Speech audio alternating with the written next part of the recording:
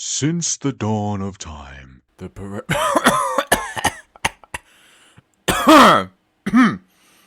not gonna do a voice for this, I might just use my regular one. Since the dawn of time, humanity has reproduced over several generations.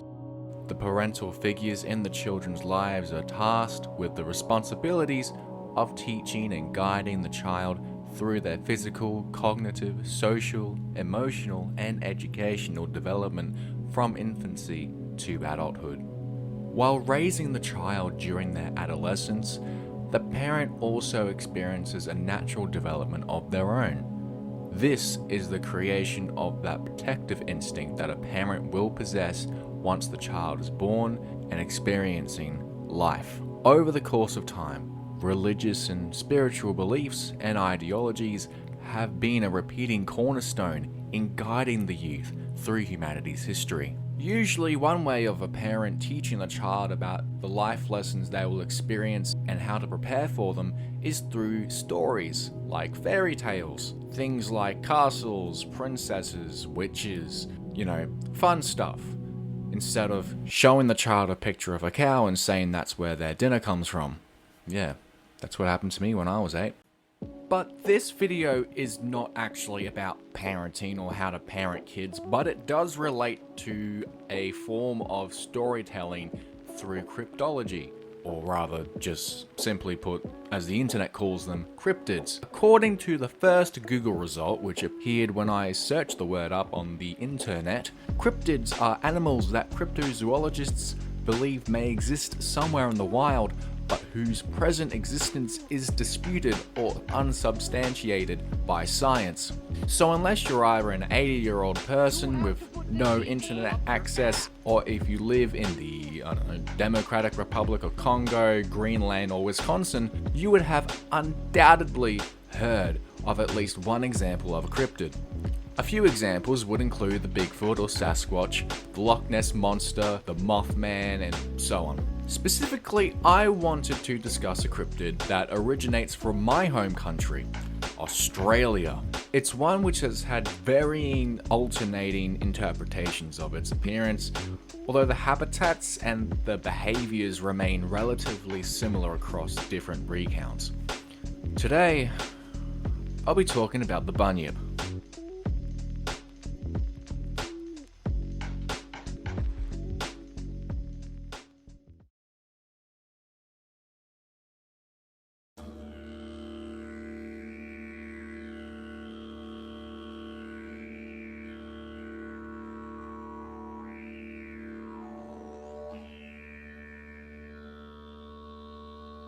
The origins of the Bunyip are heavily debated.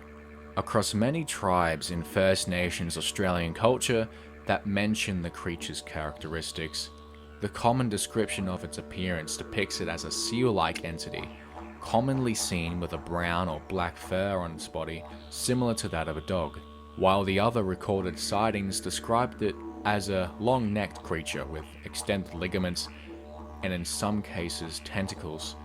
The former is the one which has been frequently reported. The common trend seems to be that the Bunyip inhabits aquatic settings like billabongs, lakes, and streams, but not only does it hold a significant stakehold in Australian history, but it also has a strong importance in shaping the cultural side of First Nations Australian stories. I'm going to take you to a place called Murray Bridge, South Australia, which is about an hour's drive east of the state's capital of Adelaide. Traditionally home to the Gurungeri people, there is a creation story which features their interpretation of the Bunyip.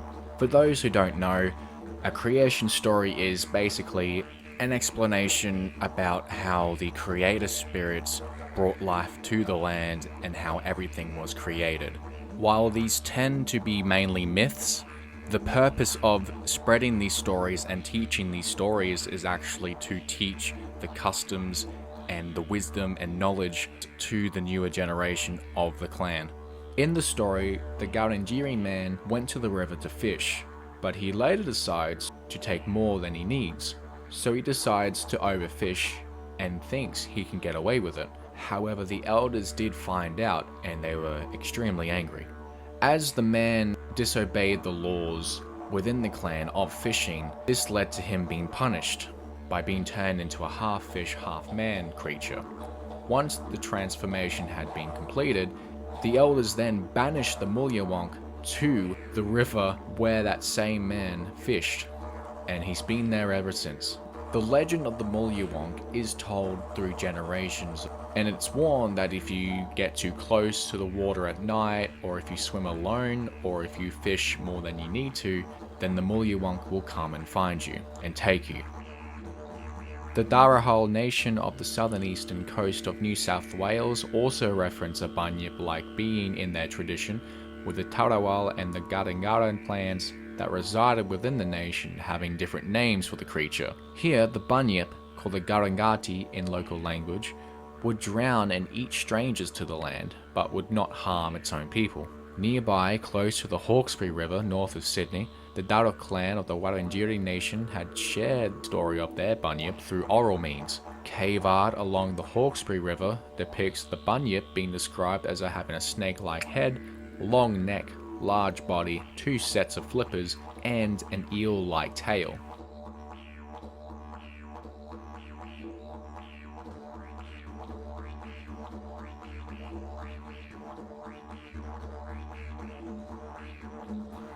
So off the bat, we obviously have a few different interpretations of the Bunyip from the First Nations clans, which have each told their own stories in different ways. While the physical appearances are varying and a little bit contradictory, they all sort of have the same motion of what the Bunyip does, and that is, it takes people and kills them or eats them if they get too close to a large body of water. And also on that fact, the Bunyip primarily inhabits aquatic areas, like lakes, rivers, and billabongs. So obviously, the British come along later on, and they decide to colonize Australia and send all the prisoners there. As expected with the British, they would obviously attempt to learn and interact with the First Nations people and try and understand why the Bunyip is so significant to them in the first place, right? Well, not exactly.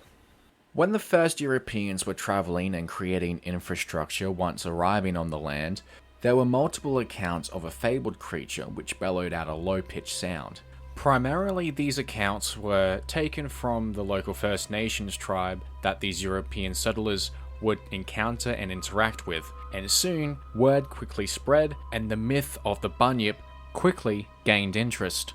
Some researchers and doctors during the 19th century did record instances of the clans describing a Bunyip living in the local waterways. However, a number of those same European scholars also state that due to the inconsistent descriptions of the physical appearance, as well as the behavioral, hunting and breeding patterns not being well observed enough due to their fear of encountering the creature themselves, it resulted in many of these same researchers pretty much saying that its existence was just a myth. So afterwards, those same researchers would later come up with explanations as to what those same people with the accounts of seeing the creature actually saw. There was one explanation that came from a 1933 journal entry from late scientist Charles Fenner, who states, "The actual origin of the Bunyip myth lies in the fact that from time to time, seals have made their way up the Murray and Darling rivers."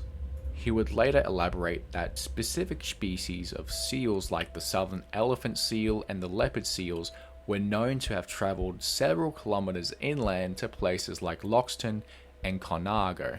Another explanation brought forth was that the Bunyip and the stories and legends surrounding it have been passed down through the concept of cultural memory. Extinct Australian marsupials like the Diprotodon and Palochestes, just to name a few, were still alive when the elders past would be out hunting or exploring the land for food, water, or equipment, and with these animals being quite large in stature and some even living in or around water systems like rivers and billabongs, it honestly wouldn't be too surprising if the ancestors actually saw these and mistook them, and due to that fear, they may actually misremember or completely forget the specific details of the creature due to that fear of the creature seeing them.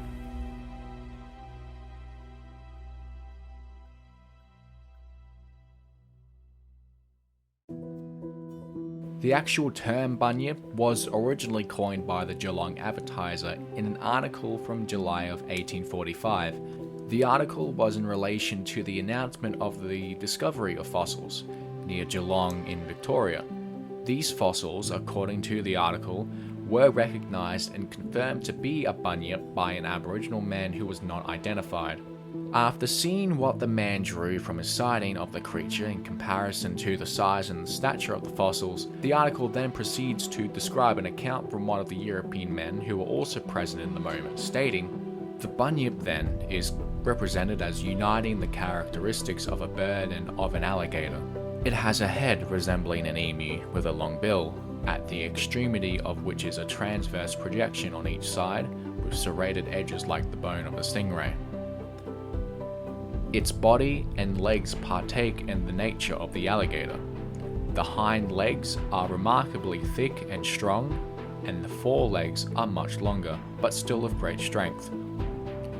The extremities are furnished with long claws, but the blacks say its usual method of killing its prey is by hugging it to death. When in the water, it swims like a frog, and when on shore, it walks on its hind legs with its head erect, in which position it measures 12 or 13 feet in height." Shortly after the article was published, various other newspaper publications from other already established settlements at the time also began to include sightings of bunyips from both Aboriginal people and European settlers in their newspapers. The Geelong Advertiser article from 1845, however, is currently the earliest recorded documentation that features the use of the term bunyip. There were also other recorded sightings and evidence which suggested that there were bunyips around, or dead ones at least. In January of 1846, a skull was taken from the banks of the Murrumbidgee River near Balranald, New South Wales. Upon initial examination, the connection between the type of animal and the skull could not be made, but due to the increasing number of alleged bunyip sightings, it was heavily theorized that the skull could belong to a deceased bunyip. Despite being debunked later on to just be a calf skull, yeah, real exciting, the skull was put up on display at the Australian Museum in Sydney for 2 whole days, with curators labelling the skull as that of a bunyip's. Times had changed, huh? Another account would come later on from an 1852 biography written by one William Buckley, a former British soldier and convict who was relocated to Australia in 1802 to help construct buildings for a penal settlement at Port Phillip Bay, before escaping and finding settlement within the Watho-Yurong tribe for 32 years. In the biography, there is an excerpt that reads, "In Lake Mudawari, as well as in most of the others, inland is a very extraordinary amphibious animal, which the natives call bunyip." In another excerpt he continues, "I could never see any part except the back, which appeared to be covered with feathers of a dusky grey colour. It seemed to be about the size of a full-grown calf. I could never learn from any of the natives that they had seen either the head or the tail." Buckley also mentioned in the book that he had claimed to have seen the creature several times and heard of an incident of a woman from the clan being eaten by one. There was another account from one Edward Stogweiler in 1857, which states that Edwin travelled along the Murray River when he spotted something moving in the water, which he claimed was evidence of a bunyip. According to Edwin, the creature resembled a large freshwater seal having 2 small fins attached to the shoulders, a long swan-like neck, a head like a dog, and a curious bag hanging under the jaw, resembling the pouch of a pelican. The animal is covered with hair like the platypus and the colour is a glossy black. After describing his story to different newspapers, Edward later disputed the claim that what he saw was a bunyip, stating that he never called the animal a bunyip, it did not have a swan-like neck, and he never said anything about the size of the animal as he never saw the whole body. So, obviously a lot of contradiction between different sources. Again, similar to the recounts and the tellings of the First Nations clans that featured the Bunyip. It's obviously a whole lot of different interpretations of this thing, although pretty much by the late 1800s, the idea that the Bunyip as a real thing was sort of dying down as an idea and more so as just a myth. As Australia entered the 20th century, the mystery of the Bunyip's existence pretty much diminished. The idea that this unknown monster that lurked in large bodies of water, that was ready to stalk people and take them when they were least expecting who got too close, was pretty much gone. Instead, over the next 100 years or so, the monster shifted from a flesh-curdling horror that feasted on children to a family-friendly fellow that entertained them. Several films and books released between the 1960s to the 1990s featured the Bunyip in their stories, examples being Gloop the Gloomy Bunyip and The Monster That Ate Canberra. And yes, if you do ask for it, I will do a live reading of Gloop the Gloomy Bunyip on my channel. Just ask for it, it may happen. You may have even seen an animatronic Bunyip on the internet before. This is actually based in Murray Bridge, so around the same place where a lot of these sightings were recorded. It's a coin-operated attraction built by Dennis Newell, which at the time was meant to attract more tourists to Murray Bridge during the 1970s Australian tourism boost. Even as recent as 2016, in the movie Red Billabong, the movie features the Bunyip as its main monster, although it's based in the Australian outback apparently, which, if you've seen the outback, here's an example of the outback. As we can see, there is pretty much no water there, yeah. And that is the Bunyip, starting from all the way back from its First Nations connections all the way to its pop culture referencing. The Bunyip has continued to be a mainstay in Australian mythology for the past 200 years and more. While the idea of it actually existing is just pretty much a mere myth at this point, it obviously has contributed to Australia's culture in some way or another, and is probably best cryptid to come out of Australia. I mean, what other options are there? There's the Yowie, which is just Bigfoot, and then you have the drop bears, which, anyway. And that is it for the first ever episode of Scare Studies. This is something that I've been wanting to do for a good few months now, and considering this is completely different from the Halloween animatronics and all that other stuff I do on the channel, I gotta say, putting the work into this video was a bit of a challenge. I actually had to do research, which is twice as much work as what I do with the normal videos. But as this is the first video, I want to see what you guys think of it, and then from there I will know where to improve or what to keep. But rest assured, if you do enjoy it, then there will be plenty of more episodes coming in the future. Regardless, if you like the video, don't forget to press the like button. If you want to share it around with your friends from Australia and ask if the video is legit, then do so. And if you want to subscribe because of this video and want to see more Scare Study content, then please do so as well. Make sure you hit the notification bell so you can get notified when I upload. Aside from that, I hope you're doing well, and I hope you do something good today or tomorrow. Bye for now.